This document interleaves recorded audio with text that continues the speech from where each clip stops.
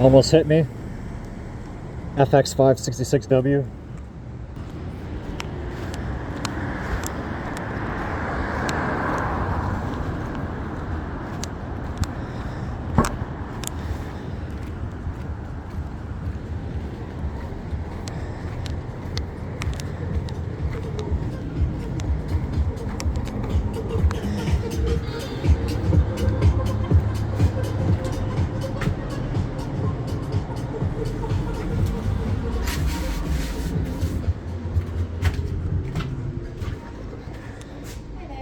Hey, pick up for Roger. Right, if you just like to take a seat on the benches here. I'll just wait outside. Is that cool? Oh, yeah, sure. Thank you. Dancing.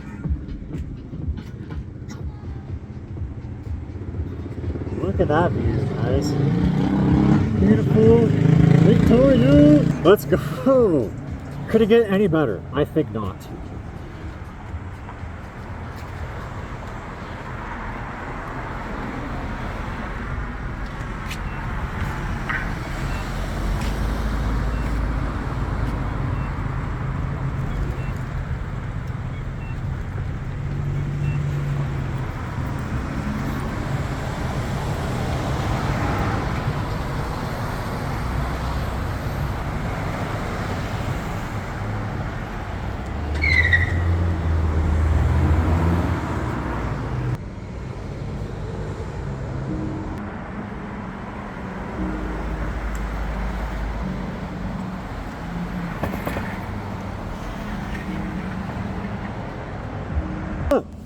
You're gonna pick up that takeout? Yes. Perfect. I can help you inside. Where would you prefer? You know a machine? Yeah. I just gotta Let me grab the talk, machine. bro. Sorry? Let me talk. Yeah, for sure. I just gotta quickly grab the machine. Yeah, you're good, bro. I'm in a rush. Calling me and seeing me to see, I have a bad feeling my stomach's gonna hurt.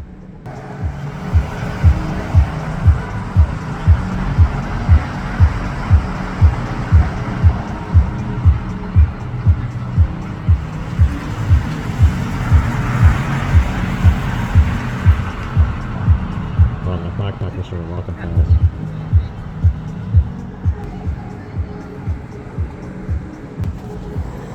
Machine here. Heck yeah! I'm sorry, my hands are so full, bro. That's no worries at I all. love you. How's your day going? I'm sorry I look really weird right now. Not too shabby. How's yours been? I mean, I'm fucking starving, bro.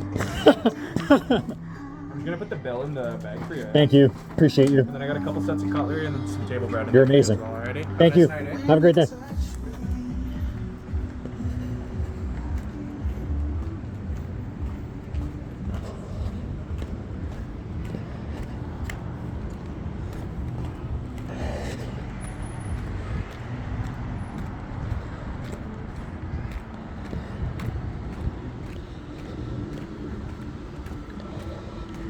Possibly waiting for me.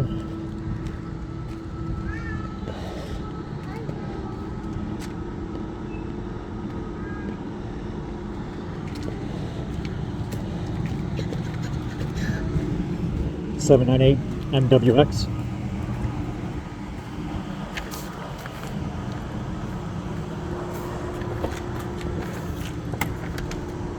Now I have those people, family that's next to me, and I'm gonna eat.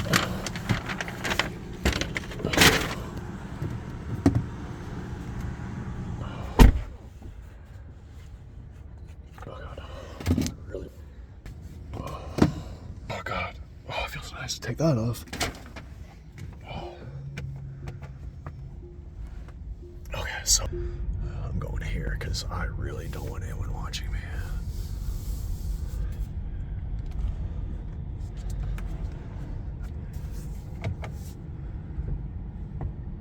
Yeah, alright, this will do. So I'm not paranoid. Fold my mirrors. Tripod. Food review! Since they won't let me lights.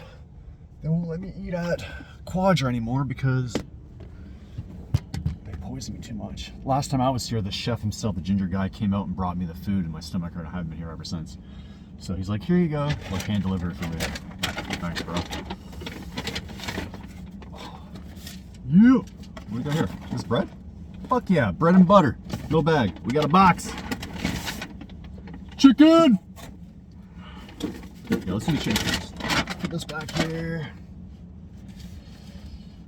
Oh my god. Oh wait, come here. My man, thank you. I was running low. I was so running low. I can't fucking talk. I was totally running low. I hate that those people are just lingering behind me watching me eat. Like, there's nothing worse than you feel like you're gonna get poisoned and then they're watching you while you're eating it. Oh, gives me the fucking chills.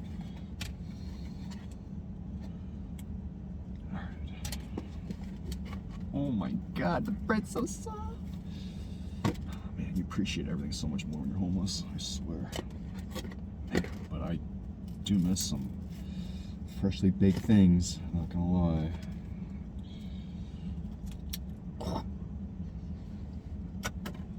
I fuck with it.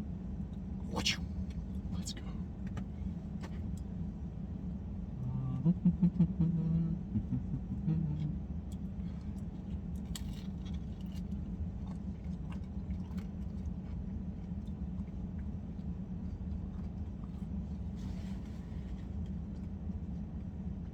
They have the reverse lights on. Now that I look, now they are reversing. Maybe they change a diaper. I don't know. Probably.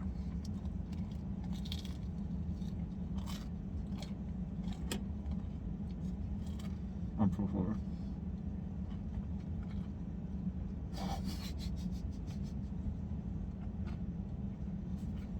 I'm thinking this is boring for you guys. I should play something, right? Ooh, I have an idea. Home. There we go. Some Gabby Reese. It's like the mom I never have. Hi everyone, welcome to the Gabby Reese Show. What's up, Gabby? My tall fellow, beautiful human.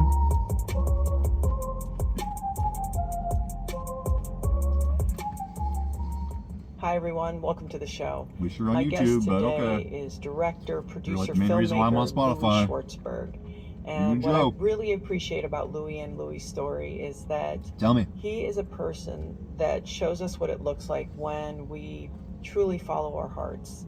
As somebody who was at college, slated to go to law school, Louis kind of fell into filmmaking. He had a curiosity for cameras and actually is credited with our modern day time lapse. In fact, Louis has been shooting flowers opening 24 hours a day for over 35 years. There. And did you know that you get 5 seconds of footage in 24 hours? And during that time, he also started exploring taking psychedelics alone and in nature. And through his own storytelling, he's been trying to share those experiences with all of us. His latest film you can see on Netflix called Fantastic Fungi, if you haven't already. You can see these extraordinary images and storytelling about how guided psychedelics, trips and journeys are really helping heal people, whether it's people who've suffered greatly, have anxiety, trauma, PTSD, and now even cutting edge treatments where they're taking the psychedelics and coupling it with different environments, so sound and smell, and even using some of Louis' images to get a quicker and deeper and more powerful response for people. And Louis, I think what shows up for me when I talk to Louis is somebody who experienced a deeper connection with themselves, not only through the process of using psychedelics, but also following one's passions, but then connecting to nature and connecting to each other on just a richer level. It's just an inspiring conversation, and if you have not seen Fantastic Fungi, I highly suggest it. So I hope you enjoy my conversation with Louis. Anyways, keep it positive. Louis, thank you for coming to my house. Sure. And I'm really always so interested to dive into topics like this, because on this podcast, my hope is that we take kind of best in class information, but still make it accessible. And I love the idea of, I always say, mixing kind of cotton and lycra, where, for example, like if I go on a breathing, if you do meditation or something and people will be like, oh, I saw the stratosphere and I went here and I went there. There's a part of me that I will do that. I'll go on that journey, but it's also after I have a little bit of understanding. And I feel that way, like when I watched your film, Fantastic Fungi, because yes, there is this sort of very spiritual side of psychedelics or mushrooms, but there's also a really important, additionally important side of healing and even sort of an everyday use. And I think people feel like it's an either or instead of realizing that they do so many different things. And I think it's all the same. They heal. They heal your mind, they heal the body, they heal the planet, they heal soil. So it's all the same.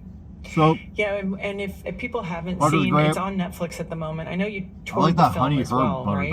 Yeah, initially theatrically before COVID made us pivot to a online distribution model. Yes. Yeah, so it's wonderful because people can watch it at any time. Fantastic Fungi. Yeah. And, it was warm too when I got it. But when I actually first saw you, and maybe we can start, I want to back up, was I saw your TED Talk, and what was it, like 2012 or 13 or something like that? Right? Yeah, on gratitude. And you have a line on that, I pulled it out, that really felt really important. And you talked about that beauty and seduction are nature's tools for survival. So how do you go from basically you guys give me a being lot of butter. You pack this thing full. Usually I need two. I only need one. Filming guy, solid, just standing on a stage and talking about gratitude? Well, I think that line is sort of my mantra, and what time lapse taught me is that everything is energy, and life is change, and that beauty is the way we fall in love with the planet. And if you fall in love with something, you'll protect it. So, I've been filming clouds and time-lapse flowers, and certainly flowers are seductive. They're the sexual organ of the plant, and their aroma, their color, they turn into fruit and nuts and vegetables, all the healthy food we need to eat. How can you not be seduced? When you feel that emotion, how can you not be grateful? How can you not be grateful for that feeling of beauty? And I think beauty is nature's operating instructions that makes life go forward. Not just in terms of reproduction, it's kind of obvious to be turned on. Sure. And I think attraction is certainly a beautiful thing, but it also drives pollinators that aren't being necessarily turned on for sexual behavior. I mean, a bee lands on a flower because it wants nectar and pollen to feed its babies. Thank God and no the one's flower opening that is gate. getting a messenger to move its DNA forward so it can reproduce because it doesn't have legs. So they're not mating, they're not having sexual intercourse. As a matter of fact, they're in different kingdoms. One's a plant, one's an animal. They're not getting it on. But they are getting it on by being turned on by beauty, by color, taste, touch, smell. Sensory receptors that are being turned on. And so for me, I think that's the driving force of life on our planet. And so I also want to encourage people to watch, because your footage, when I think it was the 90s, I went and saw a movie, and I hope I don't get the title wrong. It just dawned on me right now. Bakara. Do you remember? It was Baraka. That's it. Thank you. But before that was Koyaanisqatsi. Yes, and it was all images, no words. Right. And I remember I took a friend of mine who maybe isn't quite as enthralled with that idea, but I didn't really know. And when I was sitting there, I think I started getting really nervous after about 12 minutes. And I thought, oh, this is not going to have any words. But when I watch your footage, either in Fabulous Fungi or even in the gratitude lecture on the TED Talk, it doesn't need words. And there's something, beautiful images are beautiful images, but when you slow it down, when you do that time lapse, you tell all these mini stories, these cycles. The one that really blew my mind were the pine cones. Yeah. I don't know why. It was something about something that feels so fixed, being so mobile and opening up. Yeah, it was because maybe that for me is I can relate to that, right? Like I have this kind of driving sort of, but it's that reminder that to be more balanced, you have to have that ability as well. Yeah. And I think when people see the images, you intuitively understand the stories Broccoli? better. That's a first. And so is that what drove you? Because then you then put into words, okay, talking about amazing. gratitude. Did one lead you to the next? I think so, because With baked basically potato with bacon. it makes you present when you're It's so turned good. on. And isn't that the goal of every mindful or religious practice, is to become present? So what makes you present? Wonder and awe. Like, wow, when your jaw drops, could be a big wave, I'm so fucking could be a excited. flower opening, could Depression. be, beautiful What's that? music. What's All depression? these things, I think, Don't know. can lead you into a portal of the divine. And when that happens, you become very present. And when you become present, then that's sort of the ultimate feeling of bliss. Oh, you put the butter And already on then the chicken. Okay. you're asking me, like, well, then you where does 100%? gratitude follow that? Yeah, it does. Because what else can I do but be grateful? I mean, I think I'm done trying to figure out what to call it. Is it God? Is it the universe? Is it this? Is it that? What does all this mean? I mean, at some point, I think you just have to kind of let go and soak it up and feel it and stop trying to catalog it, which is what we do all the time. Give it a name as if that means you understand it. Call it God. What does God mean? I mean, I don't want to insult anyone that's got a religious practice. Sure. But it doesn't mean you get it. Right. I think for most of us, being in love with the mystery is where it's at. There's something once we do realize that it's Broccoli's terrible. impossible to understand. There's something liberating in that, where you then have the chance to actually see it.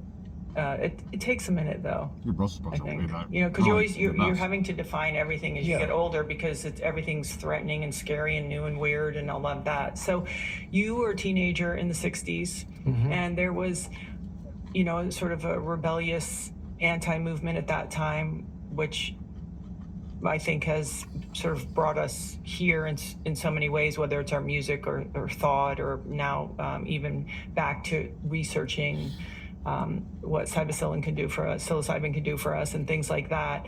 That's the worst broccoli I've ever had. I'm just curious, That's my would you favorite. call yourself a rebellious teenager? Were you part of all of that when Yeah. you were growing up? Definitely. I would say it was all about being, challenging authority, status quo. It was at UCLA in 1970, and definitely part of the anti-war demonstrations, which was definitely an unjust war. And the revolution of the sexual revolution, the drug revolution, people of color, women, all of it, imagine, happening within a year. Martin Luther King, Bobby Kennedy, Burn Baby Burn, all that squeaky on my happened, teeth. the Chicago riots, all in 1969. So it definitely felt, it was like a pivot, a turning point. That's why I got turned on to photography. I was actually a history major. I was going to ask you, what was the dream as a young man? What were you going to do with the history? Were you going to teach I was history? going to fight for social justice, being an environmental lawyer. My parents were Holocaust survivors. So growing up, I always wanted to fight for social or environmental justice. Fort, you gotta That's still you gotta in scrape out me. your potatoes better. And one way to this one's not that bad. combat I've seen the way worse. police But- brutality, especially against women on campus, was to document Quadri it. does a better job. So I did these photo essays, which is a lot easier than writing a paper. And that's when I kind of found my voice. I fell in love with being in the darkroom. That led me to filming nature. Nature becomes your greatest teacher. I mean, you don't have to, Teaches but- you everything about lighting and composition and appreciate color it. and movement. And led me into filmmaking. And that's the path I've been on ever since. When you think about, because you talk about in '69 all these sort of monumental things happening, I feel like we're in a compressed time, obviously, Yeah. right now, between COVID and everything, and multiple wars and everything that's happening. So as somebody who has a little more experience, and people talk a lot about something good really can come out of all of this, because I am born in 70, so I'm at the end of a kind of a big cycle. You're beginning, and you've seen this cycle. Right. So does this make you hopeful? There's a lot of sadness and destruction happening, but is it the transition in your mind? Yeah. To something, and now we're trying to figure out our relationship with technology and AI and all this stuff. Right. In your, for you, That was a and piece. even kind of Crispy skin. with the relationship with psychedelics, because I feel like that maybe would give one a perspective. How does it land for you? I think we're definitely going through a period of breakdown and breakthrough. It used to be really always. And One that sense. cycle, by the way, is an astrological slowly- cycle Yeah. as well. It's when Uranus and Pluto are Yeah, like in maybe like a year conjunction ago I with started each other. not eating the full That's what was prime rib, happening in the half late of it. 60s and the early 70s. And typically it's a 60-year cycle because Rick Tarnas did a book called Changing the Gods. And he goes gonna get back Jones and barbecue he today, maps but his I was thinking about the history, value. Western civilization, in relationship Pretty to sure I the spent planets. $10 more And there is a at correlation Jones. that every 60 years there's like But I revolution, eat it for 2 days. rebellion, women's I just suffrage. really want prime rib. All these things happen. He goes all the way back to the French Revolution. But whether you believe in that or not, that doesn't matter. What I do know from observing nature, things have to break down for new life to, emerge. And with the mushrooms and fungi, they decompose organic matter. It's not the end of life, it could be the beginning of life. Because unless you have those component parts, the carbon, the nitrogen, for a new baby plant to grow, well, life would be over in one generation, one cycle. So the fossil fuel economy, politics, this sort of kill or be killed macho view of life and business, we need a whole new story that isn't based on survival of the fittest. It should be survival of the kindest. I think the films that I make are more the feminine side of nature. It's about connection, regeneration, symbiosis, rebirth. It's like Wings eating of bad Life. carrots. Meryl Streep is the voice of the flower, Right. turning bees, bats, hummingbirds, and pollinators to come get her so that life can go forward. And we're the beneficiaries with all the healthy food. Fantastic fungi, same thing. Yeah. What do plants need? Soil. Where does soil come from? Most people don't know the answer to that. Yeah. Soil is decomposed organic matter for life to go forward. So life is a cycle. And things have to break down for new things to emerge. And we are at that point of breakdown and breakthrough. So you worked on that film for so 10 years far. or longer? Really want prime Well, yeah, rib. right. Fantastic Fungi? Yeah. How Well, I long? started it Fat 14 years ago, and part of it was the difficulty of having to either raise money Yeah. or find someone to Just fund like it. that But one I kind of bite. made a commitment with Fantastic Fungi that I wouldn't let a Nat Geo or a Disney take control of it, because you get your heart broken in terms of Ooh, I got a marketing sticker. and distribution. The people who usually promise, Oh, the it people looks who good. greenlight your movie are no longer there There's no because it cut. takes about 2.5 years. Yeah. And through the They moved the on. musical chairs of fucking Hollywood massive, executives is typically 2 years. I got for 10 ounces. It's like I got So 30. I was committed that with Fantastic I love the Fungi, guys. Oh no! There's a car! heartache. Yeah.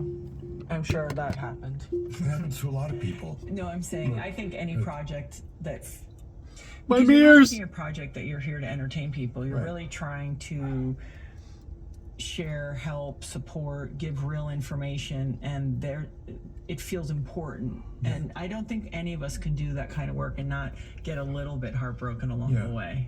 I think even more than important, it's survival of the Sorry, species. peace sign. Yes. With Wings of Life, PE it was about 7471. climate collapse disorder. Even Einstein said, if the bees go, we go. And so to not have my film be released the way it was promised to be released, it's not about money, it's not about ego or credit. It's about, I'm trying to save the planet in my head. Could be my own ego, years. but I'm trying to make sure that there's a food supply so- for people to eat and that life will Wait, go no, forward. there's a fat gap. It's I'm a sorry. big I'm wish. I'm and for fucking that blind. to be blocked, It's right there. definitely is a heartache. It's just Yeah. I think it has Oh, to be, God. though. Meaning, I think it has to be blocked. I don't wrong think with you can take on any project. Someone could watch and be like, "Oh, Usually just wow," and there's not heartache. I just don't think it's possible. I think you can What's make a wrong comic with book movie Kick rocks. easier than doing something like that. Oh, God. So I'm just curious because time lapse is interesting. You set everything up. How did you learn? Because I mean, the images. It's weird because now with AI, you see all this stuff and it's not real. But when you see your footage, it is unreal. Right. It's unreal. How did you know where to put it, how to set it up, how long? What happens when you come back 20 hours later and the thing wasn't rolling? Like, tell me a little bit about that process and sort of how you fell into that. Well, no one had ever done it before I did it in 35 millimeter film. So this is back in 1970. I was living in Mendocino, up in Elk, population of like 100 in a town. Give me the end piece.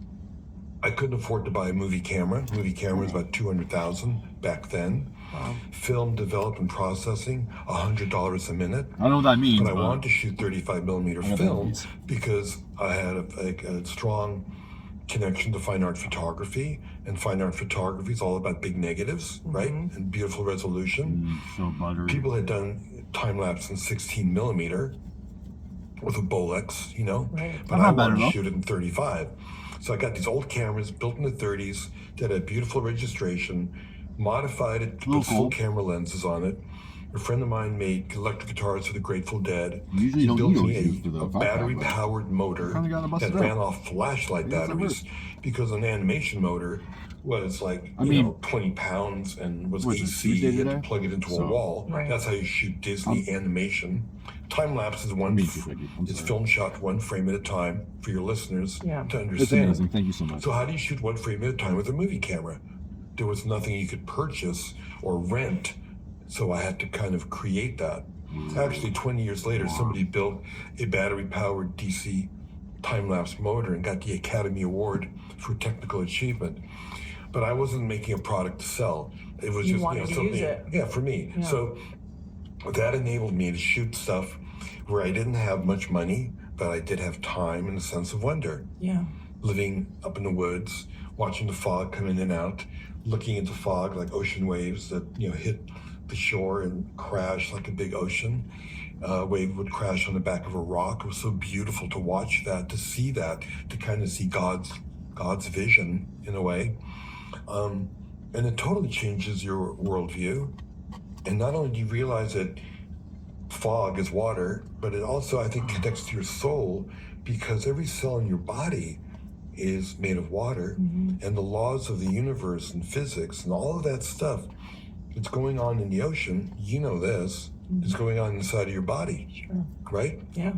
So that's why I think there's a connection. That's why when people see the imagery, it does touch your soul, or people cry. Oh, it's so beautiful. It seems really because wet. I think it's a homecoming that they're seeing something that they become disconnected from. Yeah. This is just for me a long like, time. did they mix but anything they in didn't it? know that. And it feels wonderful to slip into your bed after traveling, right? Yeah. To feel you're home. And I think people feel that because now they're seeing nature in its pure form of energy. Not like, oh, that's Yosemite. Oh, that's Maui. Oh, that's Yellowstone. Oh, that's a rose. Ooh, that's tasty. What the fuck does that mean? Right. Come on. Do you really get it? And it puts you there. The thing about the time lapse for me is like, it puts you there. You know, sometimes we're walking and nature's down below or it's up above. Right. And the way it gets shot, it puts you right there. You know why? First of all, I think it's because, and now we have CGI, and you mentioned AI, so all the big action films, they have to have bigger explosions. First you explode a building, the planet, the universe. They need more each time. But